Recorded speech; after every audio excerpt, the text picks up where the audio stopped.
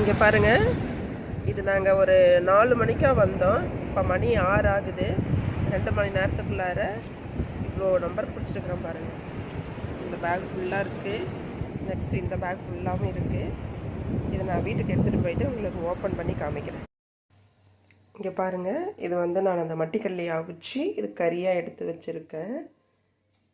2 குண்டா நிறைய வந்திருக்கு. இதுவே வந்து ஒரு 5 கிலோவுக்கு மேலே வரும் 2 குண்டான்னு சேர்ந்து. இதை வந்து நம்மளால் உடனே சாப்பிட முடியாது. இதை நம்ம வத்தல் மாதிரி செஞ்சு காய வச்சு எடுத்து வச்சிட்டோம்னா மழை நாள் அப்போ நம்ம எடுத்து யூஸ் பண்ணலாம். ஏன்னா இது வந்து கடல் மட்டிக்கல்லிங்கிறதால உடம்புக்கு ரொம்ப ஹீட்டு. இப்போ இந்த வெயிலில் சாப்பிட்டோம்னா உடம்புக்கும் ஆகாது. அதனால் வத்தல் போட்டு நம்ம எடுத்து வச்சிட்டோம்னாக்கா மழை நாளில் குளிர்ச்சி டயத்தில் உடம்புக்கு நல்லது. அப்போ நமக்கு சமைச்சு சாப்பிட்றதுக்கும் நிறைய வெரைட்டி கிடைச்ச மாதிரி இருக்கும். ஓகே, நான் இதை வத்தல் போடுறத அப்புறம் காமிக்கிறேன். பாருங்கள். தேங்க்யூ.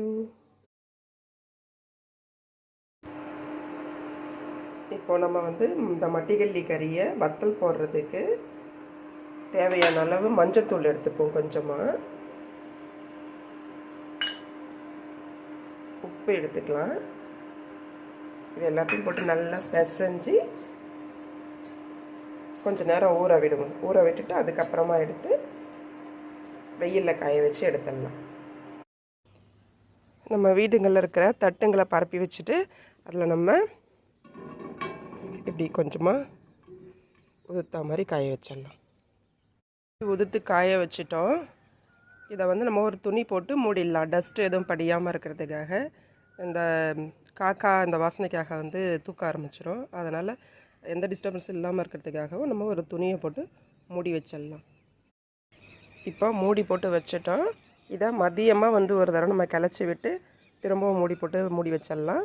சாயந்தரமாக அள்ளிடலாம். இது ஒரு 2 days இந்த மாதிரி காஞ்சதுன்னா நல்லா ட்ரை ஆகிடும். நான் காஞ்சதுக்கப்புறம் காமிக்கிறேன்.